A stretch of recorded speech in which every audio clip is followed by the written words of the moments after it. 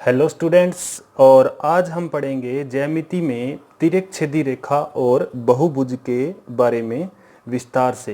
तो चलिए स्टार्ट करते हैं। तिर्यक-छेदी रेखा। तो तिर्यक-छेदी रेखा करने से पहले आपको मैंने फर्स्ट वीडियो में पढ़ाया था समांतर रेखाएं। तो समांतर रेखाएं क्या होती है? दो ऐसी रेखाएं जो कभी भी एक दूसरे को प्रतिच्छेद न करे और इनकी बीच की दूरी हमेशा अचर होती है, तो दोनों रेखाएं समांतर रेखाएं कहलाती है। तो अब बात करते हैं तिर्यक-छेदी रेखा।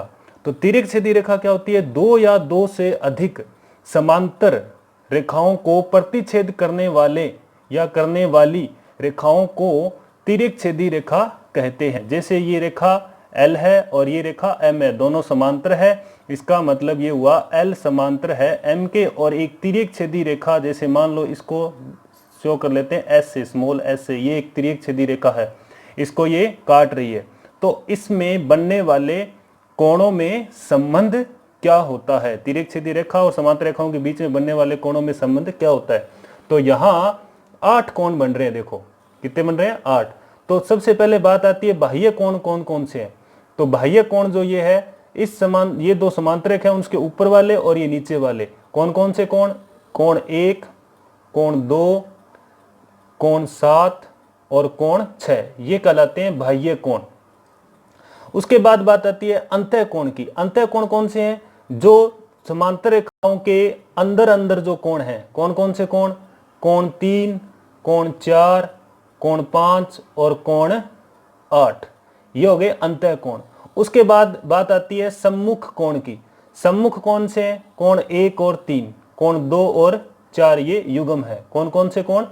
कोण 1 व कोण 3, उसके बाद कोण 2 व कोण 4, और नीचे कोण 5 व कोण 7 तथा कोण 8 व कोण 6। और सम्मुख कोण आपस में हमेशा क्या होते हैं? बराबर होते हैं। तो कोण 1 और 3 आपस में क्या हो जाएंगे? बराबर। इसी तरह से सारे बराबर हो जाएंगे। ठीक है, ये युग्म आपस में बराबर हो जाएंगे। और उसके बाद बात करें एकांतर अंतः कोण। तो एकांतर कोण जो होते हैं वो दो प्रकार के होते हैं, अंतः और बाह्य इसमें बनने वाले कोण। तो एकांतर अंतः कोण देखो अंदर कौन से कोण होते हैं? जब दो समांतर रेखाओं में एक तिर्यक-छेदी रेखा जब काटती है तो विपरीत और ये 8 और 4 बनने वाले कोण एकांतर कोण कहलाते हैं। 4 और 8 एकांतर कोण है, 3 और 5 एकांतर कोण है। सीधी सी सरल भाषा में समझा जाए तो एक जेड आकृति अगर ली जाए तो इसमें ये कोण और ये कोण, ये जेड आकृति है तो इधर वाला कोण, ये देखो दो रेखाखंडों के बीच का, और इधर से ये दो रेखाखंड के बीच का, ये दोनों एकांतर कोण कहलाते हैं। तो यहाँ कोण 4 और कोण 8, कोण 4 व 8 एकांतर कोण है, और कोण 3 व कोण 5 एकांतर अंतः कोण है। और एकांतर अंतः कोण हमेशा क्या होते हैं? बराबर होते हैं। तो कोण 4 बराबर कोण 5। इसी तरह से कोण 3 और कोण 5 आपस में क्या होते हैं? बराबर होते हैं। जैसे मान लो यहाँ 30 डिग्री का मान है तो यहाँ भी कितना हो जाएगा? 30 डिग्री का मान हो जाएगा। उसके बाद बात करें तो एकांतर बाह्य कोण की। तो एकांतर बाह्य कोण जो बाहर है, कौन से कोण? जैसे ये कोण 1 है और कोण 7 है। तो इस तरह से दो समांतर रेखाओं को यदि एक तिर्यक-छेदी रेखा काट रही है तो विपरीत और बाह्य बनने वाले कोण एकांतर अंतः कोण कहलाते हैं। तो सॉरी, अंतः नहीं, बाह्य कोण कहलाते हैं। तो कोण 1 व कोण 7, इसी तरह से कोण 2 और कोण 6, कोण 2 व कोण 6 आपस में क्या है? एकांतर बाह्य कोण है, और ये आपस में बराबर होते हैं। कोण 1 बराबर हो जाएगा कोण 7 और कोण 2 बराबर हो जाएगा कोण 6। तिर्यक-छेदी रेखा पर जो क्वेश्चन पूछे जाते हैं, कॉन्सेप्ट अच्छा है, इस पर अच्छे क्वेश्चन पूछे जाते हैं। जैसे मान लो यहाँ एक का माप दे दिया, जैसे 30 डिग्री है तो यहाँ 30 डिग्री का माप है, तो यहाँ बताइए कितना माप होगा? तो इस तरह से पूछा जाता है। अगर मान लो इस तरह से ये कोई इस तरह से दे दिया, ये आकृति है और ये रेखा आपस में बराबर बोल दिया, तो इस कोण का तो मान दे दिया, तो यहाँ कौन पूछ सकता है, या फिर ये पूरा पूछ सकता है, या फिर इधर वाला पूरा पूछ सकता है। ठीक है, अब देखिए नेक्स्ट बात करते हैं संगत कोण की।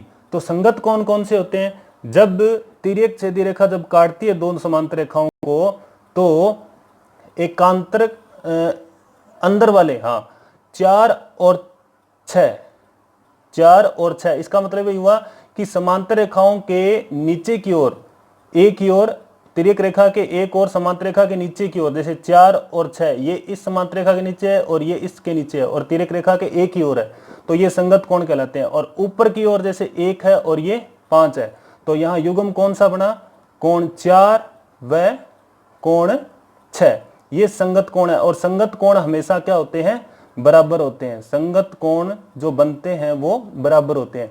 इसी तरह से और अगर जोड़े देखें तो कोण 5 और 1, कोण 5 व कोण 1 संगत कोण है। इसी तरह से अब तिर्यक रेखा के बाईं ओर देखें तो नीचे की ओर देखें तो 3 और 7, कोण 3 व कोण 7।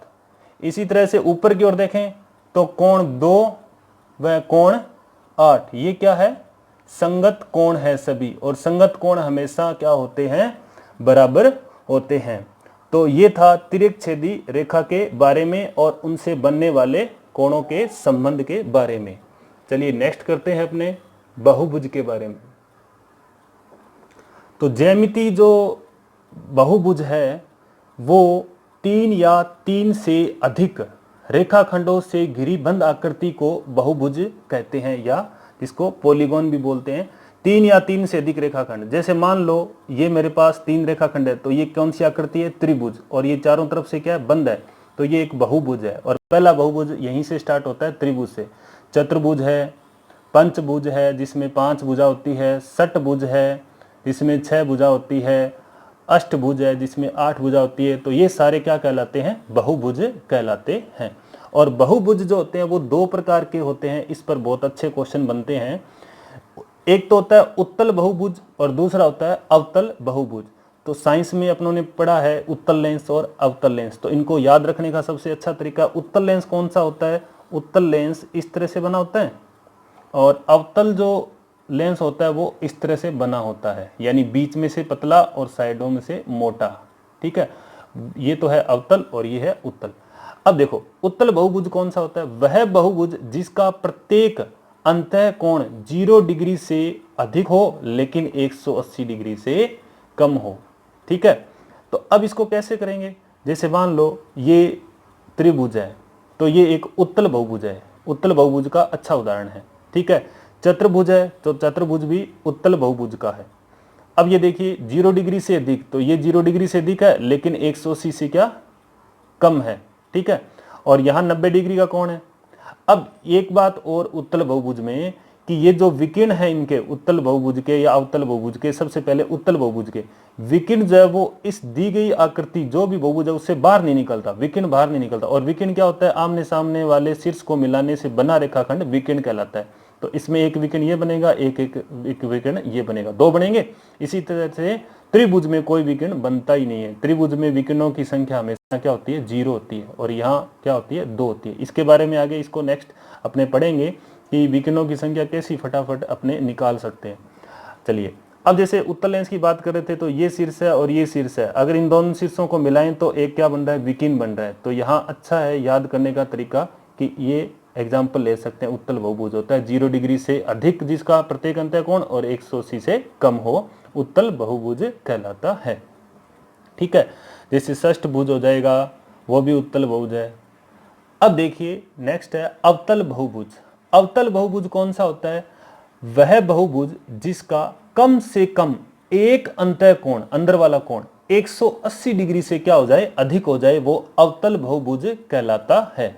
जैसे इसका अगर मैं एग्जांपल, अगर डायग्राम बनाऊं, तो जैसे मान लो ये डायग्राम बनाया मैंने इस तरह से, इस तरह से, तो ये भी क्या एक बहुभुज है, बंद है ना, 1 2 3 4 रेखाखंड है, तो ये क्या एक तरीके से चतुर्भुज बोल सकते हैं। लेकिन ये क्या अवतल बहुभुज है, 4 रेखाखंड है। अब इसमें 180 डिग्री से ज्यादा कैसे है, ये वाला कोण देखो, अंदर वाला कोण 180 से ज्यादा है। और अगर विकिर्ण की बात करें तो यहां से यहां ये विकिर्ण नहीं बन रहा है, हाँ यहां शीर्ष और यहां शीर्ष है, तो इनसे मिलाएं तो एक विकिर्ण ये बनता है। लेकिन इस शीर्ष को और इस शीर्ष को नाम दीजिए, जैसे मान लो ए और बी है, इन शीर्षकों को मिलाएं तो ये विकिर्ण बन रहा है, और ये इस दी गई आकृति से क्या आ रहा है, बाहर जा रहा है, तो यह अवतल बहुभुज है। तो यहाँ अपने याद ये भी रख सकते हैं कि जो विकिरण है वो आकृति से बाहर चला जाए, विकिरण बाहर उपस्थित हो तो वह बहुभुज अवतल बहुभुज होता है, और विकिरण अंदर उपस्थित हो तो वह बहुभुज उत्तल बहुभुज कहलाता है। ठीक है, चलिए जो अब आगे नेक्स्ट बात करते हैं समबाहुभुज की। समबाहुभुज देखो नाम से ही पता चल रहा है,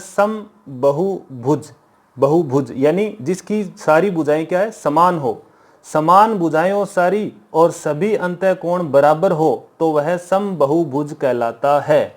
ठीक है, अब जैसे मान लो ये एक त्रिभुज है और इसकी तीनों भुजाएं बराबर है और प्रत्येक कोण 60 डिग्री है, तो पहला समबाहुभुज कौन सा हो जाएगा, समबाहु त्रिभुज हो जाएगा। समबाहु त्रिभुज एक समबाहुभुज का अच्छा उदाहरण है। इस तरह से जैसे मान लो एक 6 भुजा है और 6 की 6 भुजाएं समान है, तो ये क्या है, समषटभुज है। कौन सा भुज है,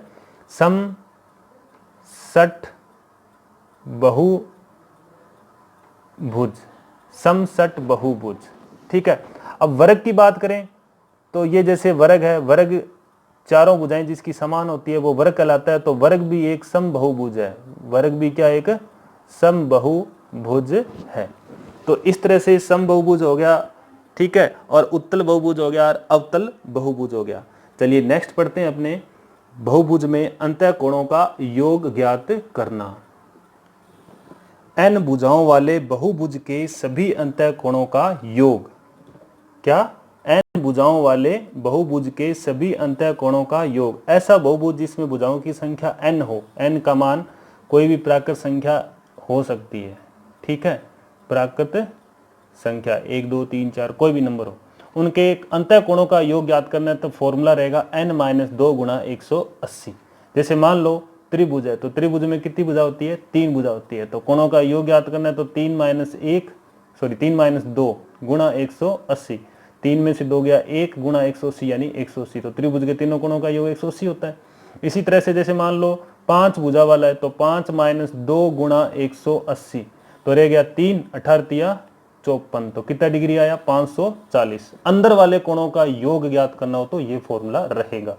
नेक्स्ट है n भुजाओं वाले बहुभुज के प्रत्येक अंतःकोण का मान ज्ञात करना हो, तो ये जो योग है n-2 गुणा 180, इसमें जितनी भुजाएं हैं उनसे भाग दे देंगे तो प्रत्येक अंतःकोण का मान आ जाएगा। जैसे मान लो 6 भुजा वाला है, n का मान कितना है, 6 है, ये ज्ञात कर लेते हैं। तो यहां रखा 6-2 गुणा 180 बटे में 6, तो 6 में से 2 गया 4 गुणा 180 और डिवाइड में 6। यहां अपने कैंसिल कर सकते हैं, 6 × 18, 30 पे कटा, 30 × 4 कितना हुआ, 120 डिग्री। तो षटभुज जो समबाहुभुज है, अगर उसकी सारी भुजाएं समान है तो प्रत्येक अंदर बनने वाला कोण का मान 120 डिग्री होगा। ठीक है, अब नेक्स्ट कर लेते हैं n भुजाओं वाले बहुभुज के सभी बाह्य कोण का योग। सभी बाह्य कोण का योग हमेशा 360 डिग्री होता है, चाहे वह त्रिभुज है, चतुर्भुज है, पंचभुज है, षटभुज है, अष्टभुज है, ये हमेशा अचर रहता है। ठीक है, n भुजाओं वाले सभी बाह्य कोणों का योग कितना होता है, 360 होता है। तो इस तरह से अपने थोड़ा सा इसको कर लेते हैं। जैसे मान लो ये त्रिभुज है, तो बाह्य कोण होता है इस तरह से, ये कोण हो गया, ये कोण हो गया और ये कोण हो गया, ये क्रम चलता है इस तरह से। अगर मान लो ये 60 डिग्री है तो ये 120 हो गया, ये 60 है तो ये 120 हो गया, ये इधर वाला 60 है तो ये 120 हो गया, तो 120 120 तीनों जोड़ो 360 हो जाएगा। ये हमेशा अचर रहता है, चतुर्भुज हो चाहे त्रिभुज हो। चलिए नेक्स्ट है n भुजाओं वाले समबाहुभुज के प्रत्येक बाह्य कोण की माप। n भुजाओं वाले समबाहुभुज के प्रत्येक बाह्य कोण की माप ज्ञात करनी है, तो बाह्य कोणों का योग कितना होता है, 360। उसमें जितनी भुजाओं की संख्या है उससे भाग दे देंगे तो प्रत्येक बाह्य कोण की माप आ जाएगी। जैसे मान लो मेरे पास n का मान लो 12 है, ऐसा बहुभुज है जिसमें भुजाओं की संख्या 12 है, तो प्रत्येक बाह्य कोण की माप कितनी होगी, तो 360 में 12 का भाग देंगे तो प्रत्येक बाह्य माप आ जाएगी 12 × 36 यानी कितना डिग्री, 30 डिग्री। तो अगर ऐसे भी पूछ ले कि बाह्य कोण जिसकी माप 30 डिग्री है तो भुजाओं की संख्या ज्ञात कीजिए, तो यहाँ क्या करेंगे, बाह्य कोण की माप 30 डिग्री है बराबर 360 बटे n, n का मान निकालना, n इधर आ जाएगा और 30 इधर कर दो, 30 भाग दे दो तो ये 0 से 0 कट गया और 12 या 36, वापिस n का मान कितना आ जाएगा, 12 आ जाएगा। इस तरह से n का मान भी ज्ञात कर सकते हैं। चलिए नेक्स्ट है n भुजाओं वाले बहुभुज में विकिरणों की संख्या ज्ञात करना। विकिरणों की संख्या ज्ञात करना, इसका डायरेक्ट फॉर्मूला याद रखेंगे, n गुणा n-3/2। अब आपके पास कोई भी बहुभुज है, कितनी भी भुजाएं दे रखी हो, आप विकिरणों की संख्या निकाल सकते हैं इजीली तरीके से। जैसे मान लो मेरे पास है n का मान 10 और एक बहुभुज है जिसमें भुजाओं की संख्या n 10 है और विकिरणों की संख्या ज्ञात करनी है, तो यहाँ रख देंगे 10 और यहाँ इंटू 10 - 3 की तरह गया 7 और डिवाइड में आया 2, 2 कटा 10 को काटा 5 पे तो ये आया 5 7 35। तो विकिरणों की संख्या कितनी मिलेगी, 35 मिलेगी। चलिए जी, मैंने क्वेश्चन लिखा है एक, आप इसका आंसर दीजिएगा। यदि किसी बहुभुज की प्रत्येक बाह्य कोण की माप 45 डिग्री है तो भुजाओं की संख्या कितनी होगी, 10 होगी, 7 होगी, 8 होगी या 9 होगी। तो इसका आंसर आप कमेंट सेक्शन में आप जरूर डालिएगा। तो आई होप आपको वीडियो अच्छा लगा होगा, तो कमेंट सेक्शन में कमेंट करके आप बता सकते हैं। अच्छा लगा तो लाइक कीजिएगा और हमारे चैनल को सब्सक्राइब कीजिएगा। Thank you so much.